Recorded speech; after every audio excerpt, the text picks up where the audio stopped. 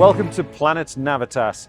My name's Stephen Oliver. I'll be talking you through this video with next generation gallium nitride and silicon carbide power semiconductors. The Planet Navitas display covers everything you might find in a home where we're electrifying our world, and also outside the home. So in this case, we're looking at, first of all, the wafer.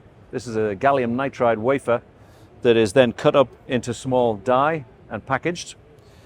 The initial market was the ultra-fast charger market for cell phones and laptops. You can see the names here: Lenovo, Samsung, Dell, LG. After that, we've got higher power applications. This is the GaN version of the TV power supply, the GaN version of a data center power supply, the GaN version of a data center 400 volt DC supply.